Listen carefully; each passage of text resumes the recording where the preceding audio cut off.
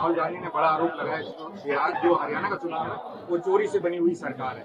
क्या लग रहा है कि क्या सरकार वोट में हेरफेर करती है या अभी जिस तरह से राहुल गांधी का एक नया खुलासा हुआ है, क्या कैसे लगता है? लगातार विपक्षी पार्टियों का निरंतर कहना है कि कहीं ना कहीं ये सरकार प्रशासन शासन के माध्यम से, वोट काटने के माध्यम से और अब एक नए लेवल का जो भ्रष्टाचार वोटर लिस्टों का सामने दिखाई दे रहा है, ये पूरे हमारा जो लोकतंत्र है इसके लिए खतरा नजर आ रहा है।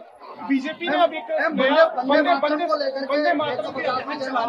वंदे मातरम अभियान चला रही है। क्या लग रहा है कि हिंदुओं को भड़काने का काम कर रही है बीजेपी? अभी अक्सर देखा गया है जब जब चुनाव आते हैं तो इस तरह के नेगेटिव प्रोपेगेंडा वाले कार्यक्रम सरकार चलाती है। वंदे मातरम तो रोज होना चाहिए, क्यों नहीं होना चाहिए?